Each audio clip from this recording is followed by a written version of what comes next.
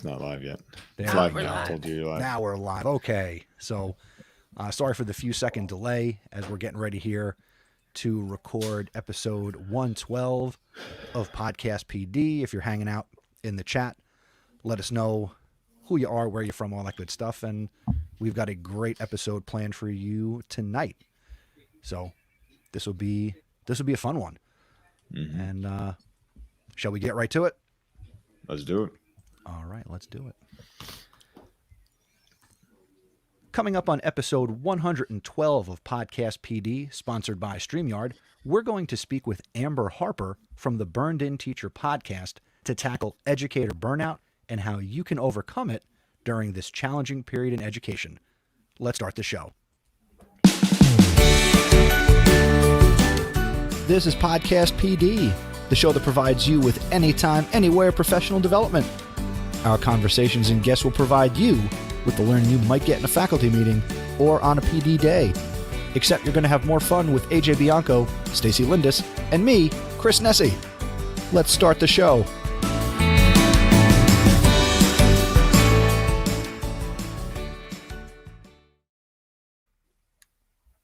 Happy New Year. Welcome back. Merry New Year. No.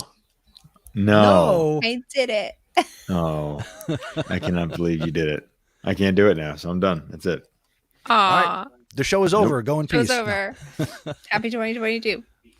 Welcome back, everybody. It is 2022, and this is PodcastPD. My name is Chris Nessie, at Mr. Nessie on Twitter, and I am joined, as always, for another run at this by my PodcastPD compadres, Stacey Lindis and AJ the Snake Bianco. Where did I get the snake from? I was going with 80s wrestler reference this time around. I figured. Goodness. Oh my wow. God. AJ, how are you? Good. How are you? Snake is, I don't know. I don't even know where to go with that one, but hi. Snake. I don't know no snakes. Slither. I don't know. Jake the Snake. That's what I was going for. AJ the Snake. I know. There you go. All right. I'm doing well. It's good to hear from you. You threw me off with the Merry New Year. You threw me off with the snake reference. These are not things we talk about before the show starts, and I need to be like totally on board as to what's going on. AJ needs to be pimped and pampered and prepped and have a bowl of green M&Ms. That's right. Did I mean primped and prepped? I don't know. I am clearly not cultured in entertainment. That's all right. It's all good. How are you guys doing? Doing well. Stacey, how are you? My cheeks are gonna fall off. I'm laughing so hard. I'm trying not to I'm smiling so hard, trying not to laugh. I'm doing all right. I'm like super stoked for tomorrow's day off. It's just one of those things that, you know, as you pointed out at the top of the show, we're having a great guest, and tomorrow's day is tomorrow being off is just a day of rejuvenation, some well-deserved extra time, and using it for what it is. Yes. Day off. Well, I'd like to let our listener know that we had a planning meeting last week, so we are looking forward to a great start to 2022, and we're in the process of planning some great episodes, some great conversations, and we want you to be a part of it. So in case you didn't know, we do record this show live every other Sunday night, and we announce it at the end of every episode, where you can come out, go to podcastpd.com/live, hang out in our YouTube chat. We've got some great people who hang out with us all the time, and there's always room at the Podcast PD party for more. So just, check with us on social media at Podcast PD on Twitter and Instagram, where we let you know when we're going to be, where we're going to be. Today we're on my Facebook, we're on YouTube, and we're on Twitter. So interact with the show, send those comments in, and we're happy to have you as a part of the Podcast PD family. Hey, Chris, before we move on, how are you? You sent us some art project things that you're doing outside of the House of EdTech. I know. I was busy painting as I mentioned in the latest episode of House of EdTech, I've started another podcast and another network. So I am now the advisor of the new Zebra Podcast Network podcasting club at my high school. And I secured a physical space in the school. And this week I was busy painting the network logo that I designed up on the wall using the 3M blue tape meticulously painted on the wall. I had a number of my colleagues say, wow, where did you get those wall decals that you, I'm like, no, I painted it. and people would walk by and they're like, "What are you doing?" I'm like, "I'm painting." It was so much fun on the limited free time I have during the day. It looks awesome. Yes. Kudos So to you. now I can really talk about actual student podcast and student podcasting, because we do a live morning show that I've been hosting by myself because my students have been virtual, so I couldn't get them connected. So that's exciting. You can check that out at zebrapodcastnetwork.com. And if you want to listen live, we're live 7:15 to 7:30 every morning. That there's a school day, so not tomorrow, but a very exciting week. And in the House of EdTech, I had an electrical issue, but I'll save that story for another time. But I fixed it, and I'm alive still, so it's all good. Wait, real Oh my quick goodness. question. You said it's going to be a whole network. So is your plan to have multiple shows beyond just your 7:15 to 7:30? Yes, not Oh, I things did that not know that. Yes, because I want to teach students how to podcast. So we'll have weekly meetings, and at least once a week, the physical studio space will be available after school for students to come in, and I will teach them podcasting. So if they want to start a show and create content, I will teach them how to use the gear and help guide them in the content creation process. So right now it's a flagship show, and I will give other students the opportunity to create their own stuff. You need to become like, you need to put in a proposal to make that like your jam, like you're teaching for the, like, I know at the middle school where I used to work, where I used to coach, they had that with like media and like TV and stuff. And I just think that this is so awesome. Well, step 1, get a club. Get it Step done. 2, get a class. Build it. Build it. I Build will it build and they will then come. Yes. See, I know, baseball. You know baseball. references. Yeah. She I knows know baseball. All right. But we're not here to talk about baseball or Right. your network. We'll come That's a back to different that podcast. now. Yeah, Different podcast. with these guys.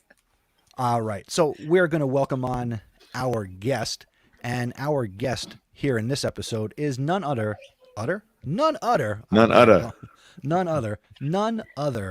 than Amber Harper.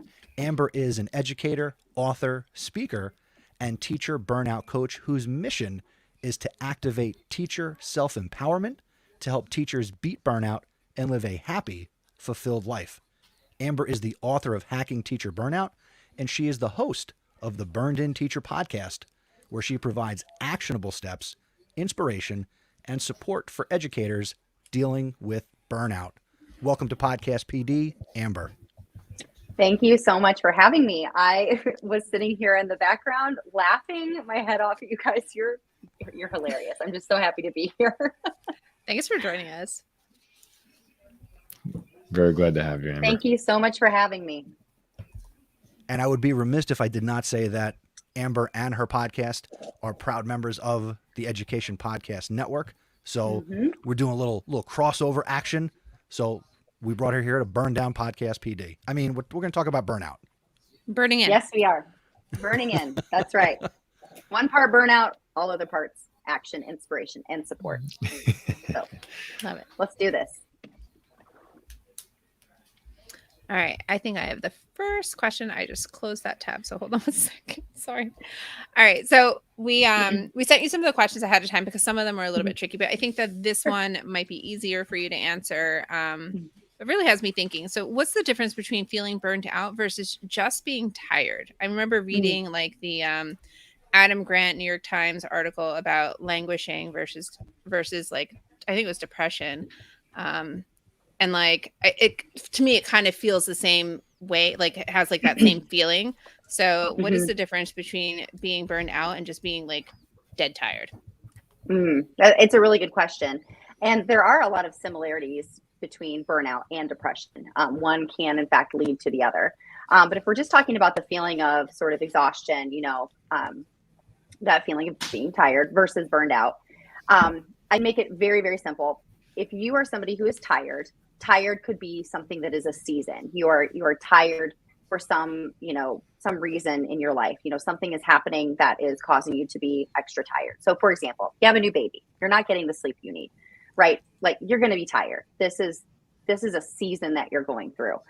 Maybe there is a season of school where you are extra busy and working extra hard. You're tired. Tired is a natural human, feeling. It could be that you're, something has happened in your life that is causing things to just be different. You're not getting enough sleep, or you're just not resting. You're doing a lot of running around. Maybe you are planning a wedding, or you've just got lots of things that are happening at once that are causing you to be extra tired. The difference between that and burnout is that you're also feeling the feelings of exhaustion, but coupled with that are also feelings of disempowerment. You're feeling that you are consistently feeling that, what's the point of me being here? It doesn't see your effort is not equaling the rewards that you feel that you should be getting in a given situation. And the fact is 75% of the workers in the world, not just teachers, are feeling burned out, especially now, because of the ever-changing expectations, the lack of consistency, and we, of course, as educators, we know exactly what that's like pre-COVID. So to make it simple, tired is a feeling that should be temporary, because if you're feeling tired, in my opinion, what would be the best way to not be tired is not just think about how much sleep you're getting, but what you're doing to energize yourself during the day. So what kind of food are you eating? Are you getting enough water? Are you connecting with people that, help you to feel happy? And of course, are you getting enough sleep? And if you're not doing those things, then I would go to, of course, why? What's been going on? How are checking in on your habits? But in the event that you are experiencing burnout, that's a whole nother ball game that we've got to explore. I'm going to piggyback on that real quick, and I mean no disrespect to anybody, but I see the term burnout so often these days that I feel like people are wearing it like a badge. Like when we heard, don't wear busy as a badge. I feel like people are using the term burnout as a badge. And for me, when I see burnout, and I know, look, you feel it, I understand it, believe me, but I feel like it's a bad image for our profession. Are you seeing that? Do you feel that? Am I just overreacting? No, I'm kind of not scoffing at you, but just this. If you get on Instagram or you get on Twitter, it is so ridiculously popular to glorify the misery of teaching and education. Those are the most popular accounts that you can find. We're talking about hundreds of thousands of followers of certain accounts, I'm not going to name any names, that are all about how horrible the profession of teaching is.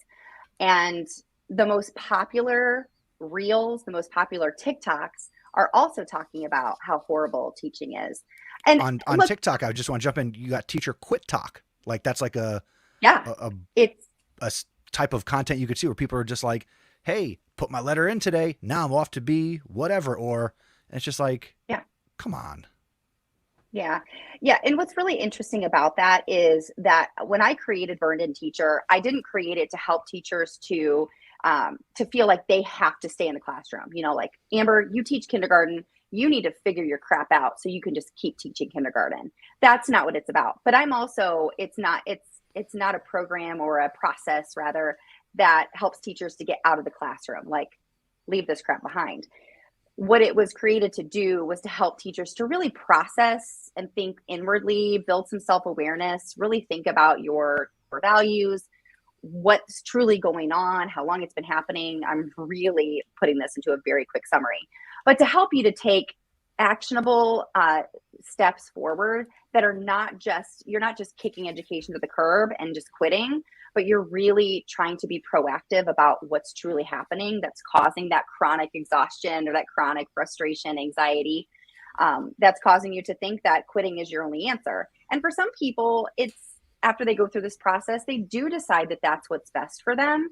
And I'm all about people doing what they feel is best for them in their season of life, wherever they are. But this is totally different than what's happening on social media around the world with how can I promote how awful this profession is, and how can I also show off the fact that I'm helping people get out too. So that's, I know we only have a half an hour, but that's but that's exactly what I see. Absolutely. Yeah, I think, Chris, you nailed it on the head when you said misery loves company, right? Like they're just looking it's almost like they're speaking into an echo chamber just to be the most miserable person that they can be. Like that's something Yeah. that I know AJ was worried about, which is social media in general. And like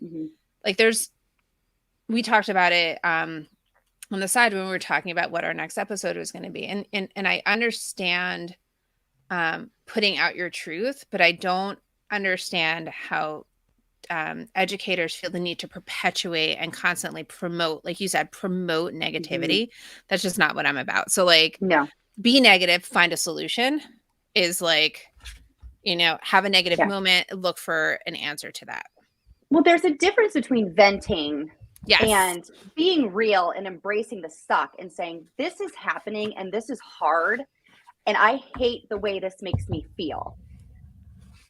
Somebody help me. Like, does anybody have anything to offer me? Any resources, anybody to send me to that I can talk about this? And I won't be gaslighted is another term that's out there a lot, but I won't be gaslighted. I won't be looked at as negative, but I am going to be helped. And I know one of your questions is around how administrators can help their teachers.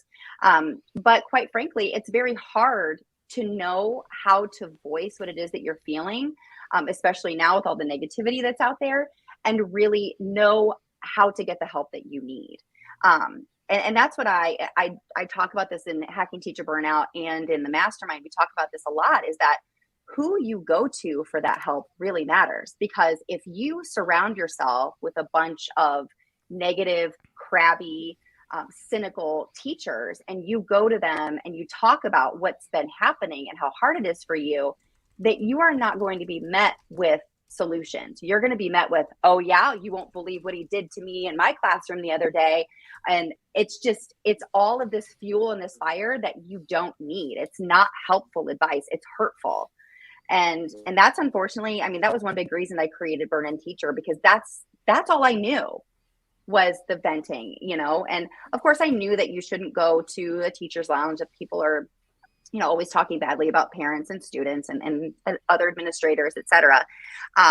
Okay, so what's my alternative? Just sit and eat by myself and just stew on this and not do anything about it. And that eventually did burn me out. And I did leave the classroom. I'm very open about my teaching journey. I have left twice and I've come back twice.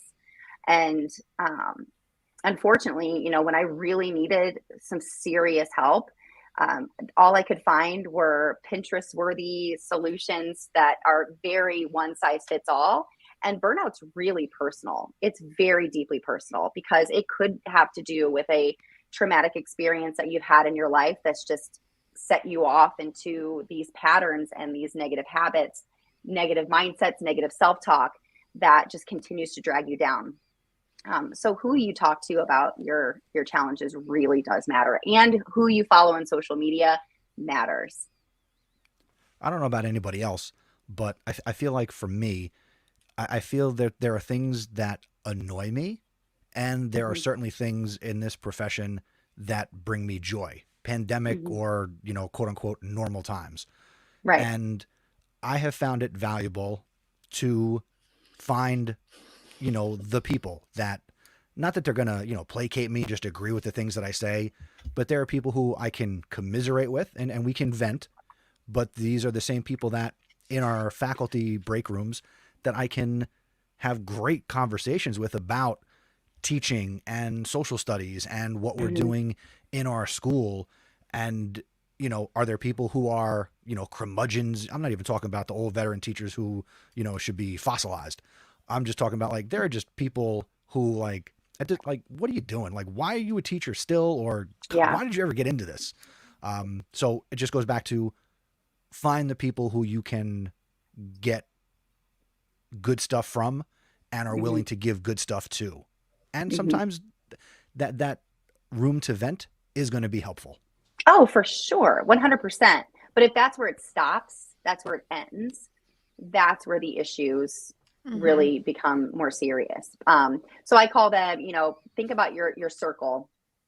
Are you surrounding yourself with terror downers or builder uppers? So I'm not sure if you have heard, of the crab mentality. So there's lots of different ways to talk about this, but if you were to put one crab in a bucket by itself, it could essentially climb out and go back into the ocean, back into safety. But if you'd put that same crab in a bucket full of other crabs and that same crab tries to get out, they actually pull it back down. This actually happens. Okay. So the same thing happens with human beings. Like whenever somebody is trying to do something different, or they're saying, this is not okay with me, I'm going to do something different and get out, whatever that means, not necessarily get out of education, but I'm going to leave this situation. I'm going to leave this conversation. I'm going to leave this negative mindset. Those people that are used to you being there are going to try to keep pulling you back down. And that's why it's so hard when you are somebody, and this is why I believe in the mastermind so much, is that when you're trying to change your life and you're trying to do things differently and you refuse to settle for burnout as the end of your teaching career, then, and you start doing things differently and changing your life, people that are around you that are not trying to do those things, they don't understand. And therefore, they continue to try to pull you back into where you were before. And there's almost this other side of isolation. You can feel really isolated by your feelings of burnout, but you can also feel sort of, supported in that because of the conversations that happen. But when you're on the other side of it and you're like, I don't do that anymore. That's a whole nother side of isolation where you feel like you're growing and you're changing and you're seeing positive changes in your life, but you have nobody to celebrate it with because you're only met with rolling eyes or looks of like, what the heck are you talking about? Like, it's just something that can be very isolating in itself, and which could make you also wonder, what's the point of this? I'm by myself and I have nobody to share these wins with. Chris, I'm going to push back a little bit and just say it's not always the fossilized old curmudgeonly teachers that are negative, right? Like there are some. I said that. I said it's not just those older. I said there are young people in my building who are miserable as insert beep here. Yeah. And it's people just have been at it far too short a period of time to like really like grow those barnacles that just make you feel like icky. Mm-hmm. Mm-hmm. There was a point, we had Quinn, my student teacher, on a couple episodes ago, and he is at the very, very beginning of his education journey. But there were days where he, as a 22-year-old student teacher, was like, what is this all about? Like, I don't understand. And, he felt frustrated at different things. And, I could see that at times he would get discouraged. And, I told him, like, whoa, slow down. Like, you're at the very beginning. You shouldn't feel this way yet, if ever. So I had to walk him back off the ledge a couple times, to, reinforce the positive. And, that led to some great conversations. But, so it does, age isn't really a factor here. So I understand what you're saying, Stacey. And I'm not saying that like young people don't go through those phases either. So like, I'm not trying to minimize anyone's true experiences. I'm just saying like living in that perpetual state of, just like you said, tearing people down, like being a terror downer just isn't helping anyone. Mm-hmm. I'm going to transition to our next question. I think, being the administrator of the group here, I think it's kind of put on my responsibility to make sure the teachers aren't tearing people down, right? That's why we always talk about culture and climate. And if you have a leader who's not putting things forward that are going to help teachers, you're going to find your teachers really struggling a lot faster. So Amber, I'm going to ask the question. Sure. Besides taking away like the required elements that we have to do with observations and sometimes lesson planning, without taking away that, what can leaders do in order to actually help support teachers who may be feeling this way or who are approaching that idea of burnout? Yeah, that's a really good question. There are actually a lot of things that they can do. Number one, to know your teachers, know their names, know a couple of facts about them so that they can have conversations with their fellow human beings that are working in these environments with them, and talk to them on a human level, not only about all of the requirements that they are needing to meet. Demonstrating setting boundaries themselves, not maybe sending an email at 2 a.m. or, showing that you can have a rich life outside of school and still be a teacher. Being visible, just being in the class, coming in and just, even if it's a knock on the door frame, hey, how's that thing going with your son? Or, hey, is there anything that I can help you with? I know I'm married to an administrator. I'm married to an elementary school principal. We taught together in the same building, and I know how we have both seen either side of, good and bad administrators. And something that Jeff and I talk a lot about is being the boss you would want to work for. So would you never want to see the person who is in charge of your building? Would you never want to see them?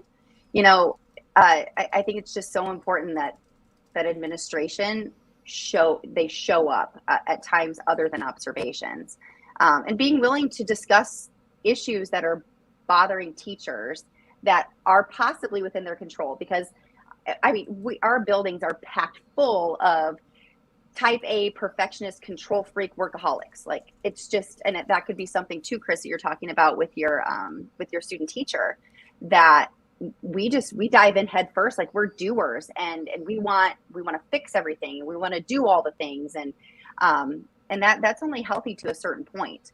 So being willing to then talk to your teachers about what is challenging them within their control, and helping them to find the resources they need, find a teacher who's had a similar issue, being willing to be vulnerable with your administrator is really important, but you can't do that if they're not you don't know, like, and trust them. So those are just a couple of the things. I could keep going if you'd like. I just want to quickly comment on one of the ones you started with was for administrators to just simply check in, right? A little goes a long way, especially now, to feel supported and know that they are there. And that doesn't mean, be sitting in your office. Obviously, you, even earlier in the episode, talked about, get out there, be in classrooms, right? I know AJ is one who models this, and he's out in the building, and he's trying to do what he can to live this. More administrators need to do that, right? But certainly, if there's things that are stressing Stacey and I out as classroom teachers, there are certainly things that are stressing out administrators in their role during this time. Well, that's what I was going to say too, is that teachers are not the only ones that are being challenged with burnout. Like, administrators are too. Like, it's a real thing. And I was going to say earlier that I know the amount, I've never been a principal. I don't desire to be a principal. But like I said, I'm married to one. There is any number of shenanigans that can just come into your office at any time. So I get it that there are times where you are playing all of the roles just like teachers are, counselor, nurse, and especially now, you could be substitute teacher, you're filling multiple roles that need to be filled on any given hour of the day. But it has to be, you have to be visible. You have to be there to check in. Basically all of the things that you expected a teacher to do with their students, you should be doing with your teachers. And that's another really great way to model and practice what you preach, is that if you are saying we need to do what's best for kids, build relationships first, you better know some things about me, because you need to believe that your relationship with me matters, because I want to trust you, and I want to know that you care about me on a human level. Oops, I'm so sorry. I did not mean to just tap into Siri here, but how have you seen that? Have you seen that in your buildings at all?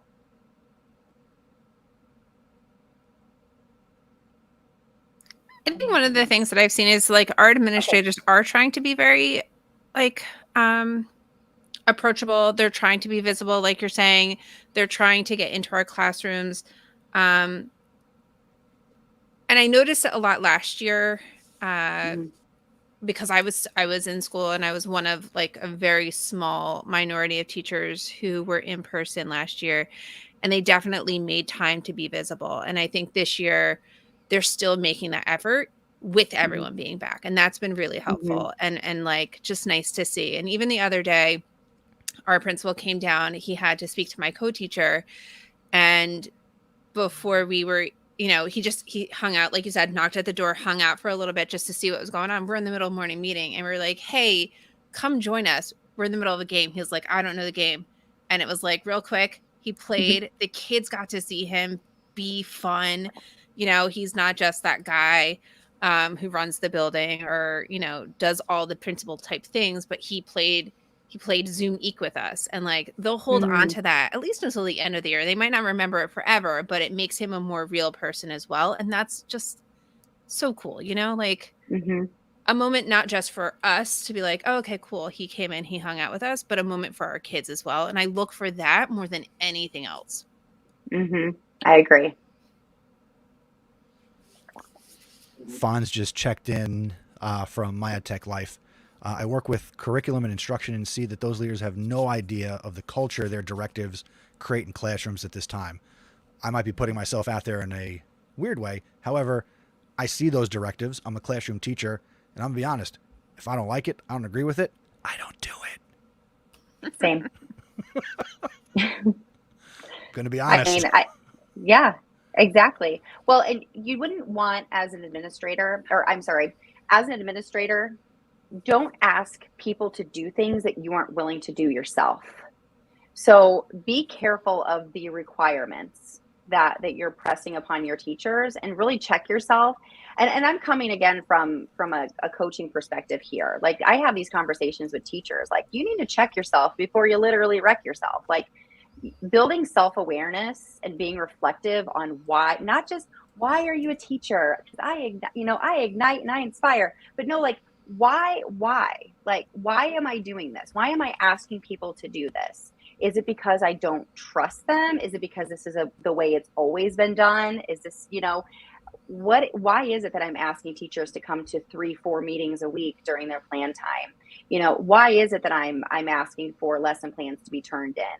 Why is it that I am, requiring them to track X, Y, and Z data when I never go over it with them at all? And I'm just listing a couple of things that have just, come up over my teaching career of 13 years. And the fact that, again, this goes back to the troubleshooting, being willing to not be offended and not like, oh, my pearls, whenever you're, asked why. Like, it's okay. Like, we encourage kids to ask and inquire. And so there's nothing, I'm not challenging your authority by saying, can you help me understand why this is in place? And I have asked those questions before. I've learned to ask them in a more gentle way, always seeking to understand first, good old Stephen Covey. But the hierarchy has to stop. And the old my way or the highway also needs to stop, because I don't know if y'all have noticed, but teachers are not renewable resources. And this was pre-COVID. So we can't keep saying, if you don't like it, then you can get out, just because you're asking why and trying to understand what all of this work is, extra work or extra expectations are for. And that's not being negative. This is just offering some thought-provoking solutions to why teachers are leaving so quickly. If they feel like they can't even talk to you without you getting defensive, then there's a disconnect there that may have to start with you becoming more self-aware.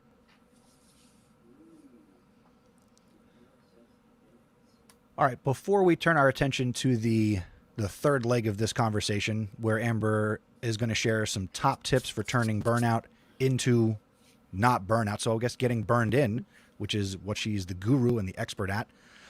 Real quick, I want to mention our sponsor, and that is Streamyard. So Streamyard is a live streaming studio in your browser, and it's how we produce PodcastPD, which people are watching us right now on Facebook, on YouTube, on Twitter, all at the same time. We could also be out on LinkedIn and some other places, but StreamYard makes it super easy to live stream anything onto the internet. With StreamYard, you can go to all these places, you can interview guests, you can take calls, and you can visually brand your broadcast in so many ways. If you're interested to learn more, please use our link. Go to podcastpd.com/StreamYard, and thank you to StreamYard for supporting Podcast PD. So, Amber, top tips for turning burnout. Let's go from burned out to burned in. Your top tips that a teacher can do right now, or when they wake up tomorrow, or when they're done listening to this episode. What can an educator do right now? I'm going to go through a couple of things really quickly, because I know they can put these on replay, by watching or listening into this episode. The number one thing, and this is where I get pushback like crazy because it seems so simple, but it's not easy, is you've got to check your self-talk. You have to check your mindset. If you refuse to be reflective on the way that you talk to yourself first and the way that you are viewing your reality and what you want for yourself, you will make no changes. You will do nothing different. Everything begins and ends with your beliefs. Everything. And beliefs are choices, and choices can be, and beliefs can be changed, and choices can be changed. So, I mean, it even going as simple as, you used to believe in Santa Claus until you didn't. Okay. So this is huge. So a couple of mindset shifts that I always recommend that teachers need to really kind of go deep on are, number one, believing that things are happening to you. That victim mentality. This is happening to me, instead of, okay, this is happening. So what's my next step? Is there anything I can do about this? Is it within my control? So I could go into a deep rabbit hole of this, but number one, a big mistake that teachers that are struggling with burnout, that stay there and eventually quit or just stay and are miserable, is that they stop believing that things are happening to them. So that's a huge one. The second is knowing that you will not get different results if you don't do something differently. Like the definition of insanity is doing the same thing over and over and over again and expecting different results. And I have a quick example of that. I teach kindergarten. I have a class of, well, it will be 27 when we come back on Wednesday. I have some serious behaviors in my classroom. Not serious, not as bad as where I have heard in some other classrooms, but they have challenged me in ways I've never been challenged in my teaching career of 13 years at all. But instead of complaining about the lack of parenting, instead of talking about how, well, if this, then that, I have been diving deep into YouTube videos, podcast episodes about dealing with challenging behaviors in a classroom. And it's changed everything, because I refuse to just complain about these kids that I know love me and I love them. I refuse to settle for that and to just continue to do the same things over and over again and expect their behaviors to change. So that's the second mindset shift.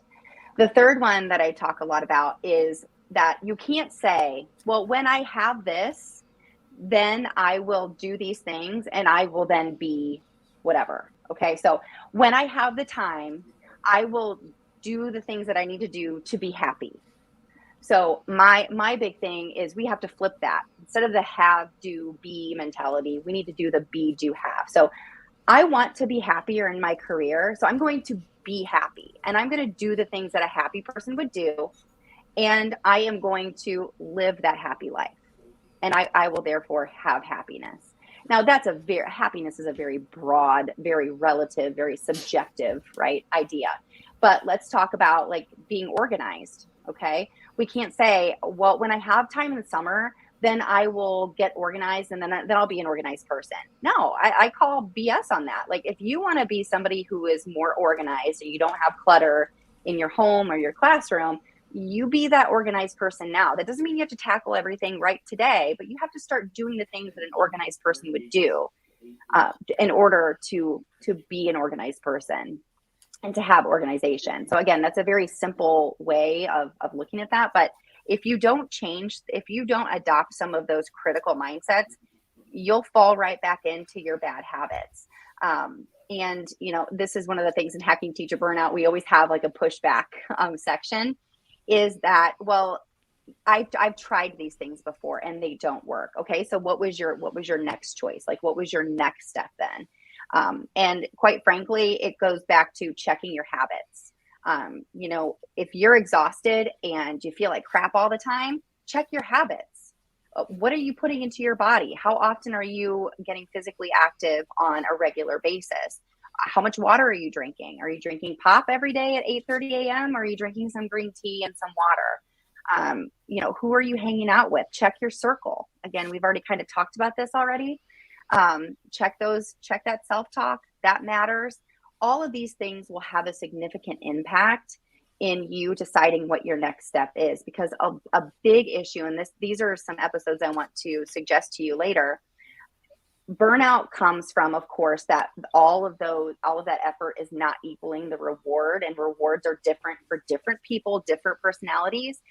But it also comes from a lack of clarity. Like, you don't even know what you would do with more. If, let's say that you are what I consider a burned and unbalanced teacher. So like, you are working all hours of the day, you're grading papers while watching TV at kids' practices, etc. But you don't even know what you would do with more time if you had it. You don't even know what you like anymore. So it also comes from a significant lack of clarity. So if you don't take time to write these things down, to really think about what it is that you even want, you won't make the changes that you need to make. So writing those things down would be a big deal. And I know it seems like, yeah, but that doesn't change anything. Well, it actually does, because it's going to help you to plan your next tiny little next step, and then the next one, and then the next one. So that's the very beginning of this process, that, you know, the Burnin process of what it is and what it stands for. And it seems simple. It's not easy, and that's why not everybody has six-pack abs. Because we could all say we want six-pack abs, but you got to do the work, and everything that you do has to be intentional and pre-planned. If you really want to, what I consider, grow through your burnout, not just beat it.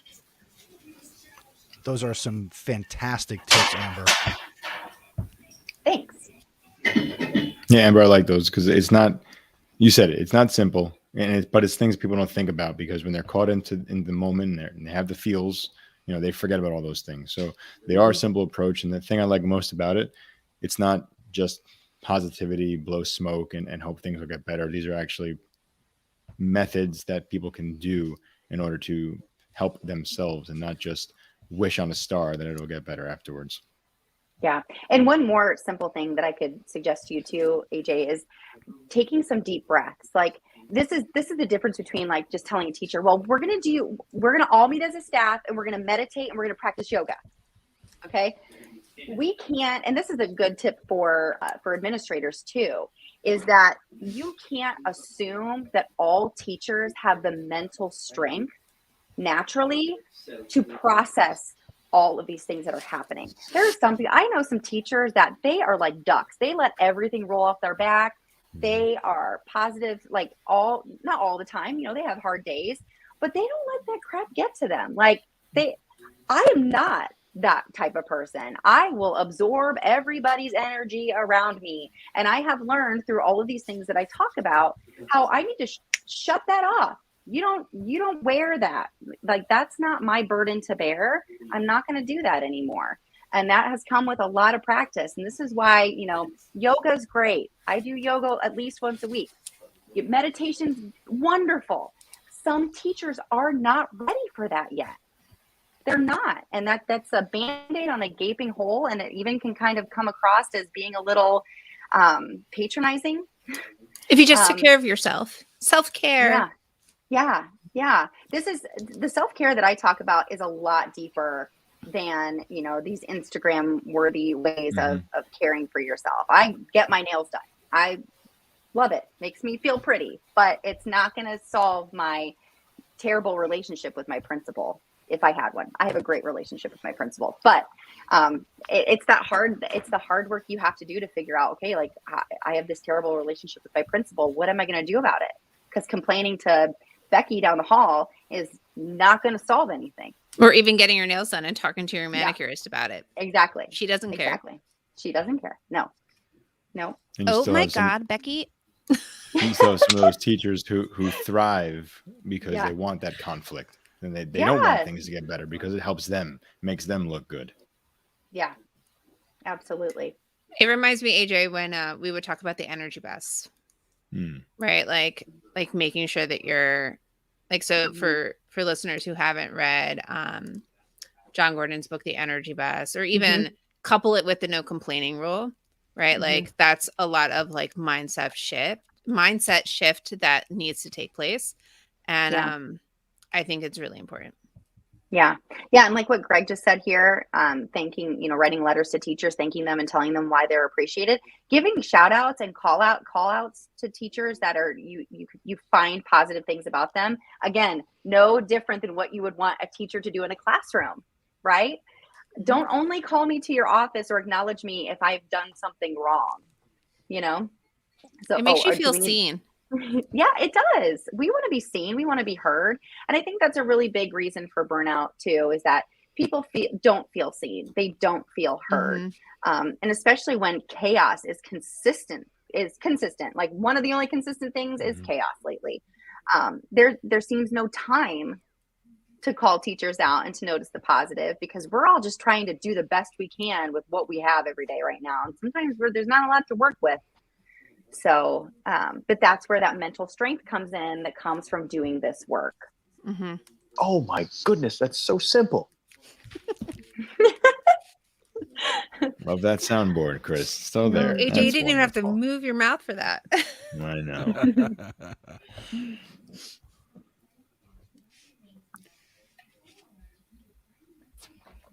All right.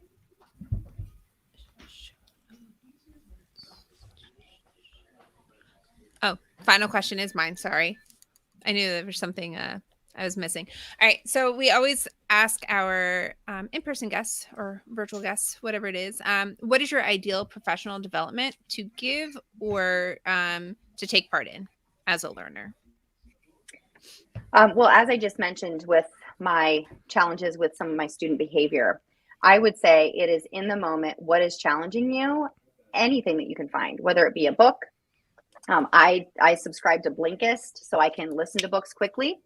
I love to learn, but mostly I love to, I'm again, no different than a kid, right? I want to learn about things that are interesting or urgent to me now. So whether it has to do with intermittent fasting, I will just go down a rabbit hole and watch every YouTube video or listen to a YouTube video on that topic. Behavior. I mean, I have watched so many YouTube videos about challenging student behavior, read blog posts.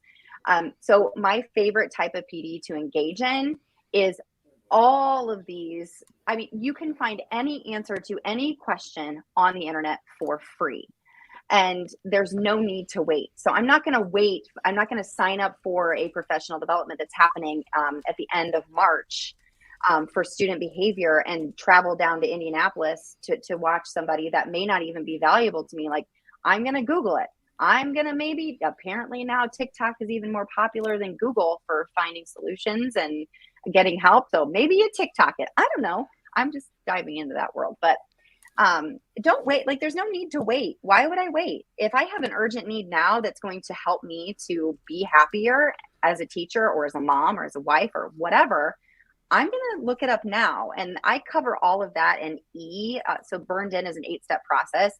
E is extend your reach and possibilities. So you know your challenges by this step. So where are you seeking out?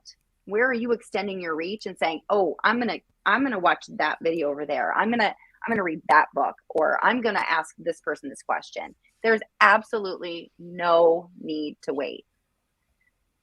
So that's for me. I mean, and as far as leading the professional development, I did a talk for administrators last week on how they can support their teachers. I'm doing a talk for teachers this week on how they can move through this burnout that they might be experiencing. Sorry, I just activated Siri again.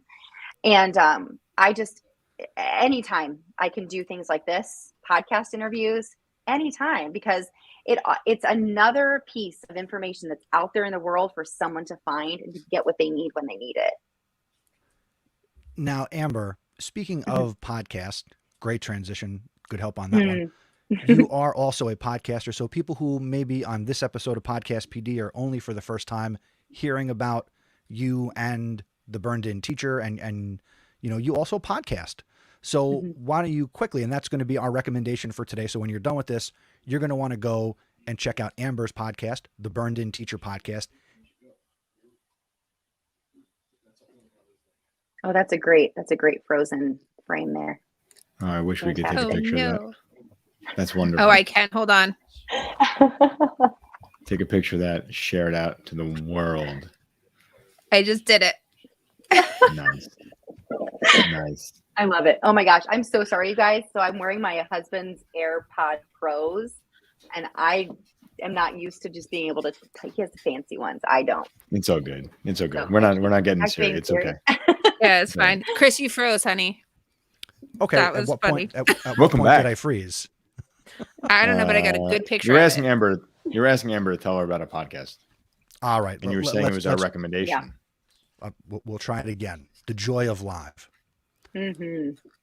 All right, Amber. So you are also a podcaster and you host the Burnin Teacher podcast. So for the listener who is listening to our show right now and hasn't ever listened to your show and is going to go and check out the Burnin Teacher podcast, where should they begin in your back catalog? That's a great question. So I see. Okay. I'm not quite sure which episode numbers they are because we are not now on Spotify. So sorry. On Spotify, our episodes are not numbered, but there's a clarity series. There's a 3-part series that I did to help teachers to sort of identify, like, what do you want and what is your plan to get there? So these aired on December 21st of 2020, December 28th, and January 4th. So so it was about a year ago that I led this series, and it was really helpful to a lot of teachers in determining like how they wanted to start their new year and what they wanted to focus on. But I know, Stacey, you said you really enjoyed one of the latest episodes of the 3 powerful questions that will have a big impact on your time. And that one, I come back to those all the time. That's why I decided to share them. They're very simple, but it's really meant to help you to refocus when you feel like you have squirrel syndrome in your room or in your office or wherever it is that you're working. Yeah, and I love that you're like, get your pens and papers out, your pen and pencil out, and if you've been with me for a while, you know that. And I was like, yep. And that was, they were just 3 really easy questions. And I just like the last one, how it kind of gives permission to kind of make some of those decisions for yourself.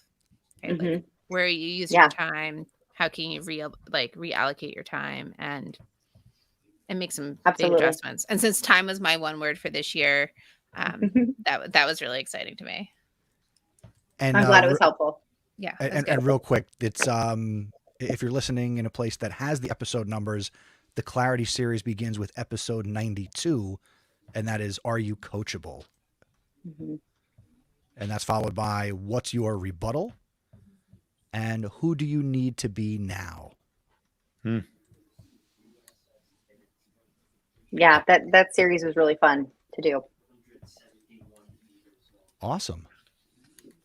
Well, Amber, how can people connect with you? So you've got the podcast. What else can people do to connect with you and continue to learn from you and go from burned out to burned in? Yeah. Well, the number one step that I would take, and this will ultimately help you to connect with me, is to take the teacher burnout quiz. If you're struggling with burnout, burninteacher.com/burnout quiz. It's just 6 questions. It's super quick, 3 minutes or less, and that will help you to identify your burnout type.